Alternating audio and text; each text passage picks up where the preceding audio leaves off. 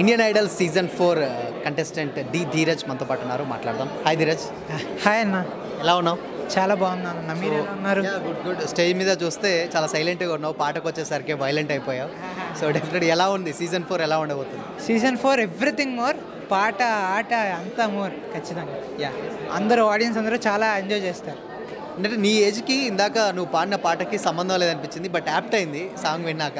So ఏంటి, ఎలా జరుగుతుంది ప్రిపరేషన్ ఏంటి? మొత్తం ప్రిపరేషన్ అంతా బాగా జరుగుతుంది. అండ్ మీరు ఇందాక చెప్పిన దాని గురించి, యాక్చువల్లీ ఒక సింగర్ అన్న తర్వాత అన్ని జానర్స్ అన్నీ ట్రై చేయాలి. So I think I'm doing the best. నేను కష్టపడుతున్నాను, ప్రతిఫలం అది. సో షోస్లో తమన్ గారు అండ్ దాని తర్వాత కార్తిక్ గారు, జెనీలియా గారు వచ్చారు. సో వీళ్ళ అడ్జస్ట్మెంట్ అంటే వాళ్ళ మధ్యలో మీరు పాడడం, the legendary directors, music directors and singers, వీళ్ళ మధ్యలో పాడడం ఎలా ఫీల్ అవుతుంది? చాలా హ్యాపీగా ఫీల్ అవుతున్నాం. అండ్ వాళ్ళు ఇచ్చే ఫీడ్బ్యాక్ మాకు ఇంకా ఎంకరేజింగ్గా ఉంటుంది.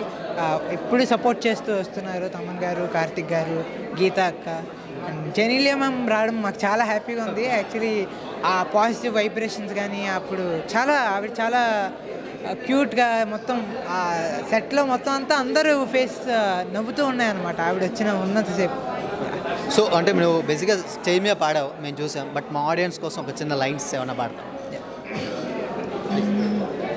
హలో రమ్మంటే వచ్చేస్తుందా తెలియని పైన ఈ ప్రేమ, పొమ్మంటూ నువ్వంటే పోరే పోదమ్మా, ఎలా ఈరోజు నా కన్నుల్లో కలైవాలిందో నీ బొమ్మ, నిజంలా నిన్ను చూడందే ఊరుకోనమ్మా, నా మనసిది ఓ ప్రేమ నది, నా గుండె తడి నీపై వెల్లువై పొంగినది, హలో రమ్మంటే.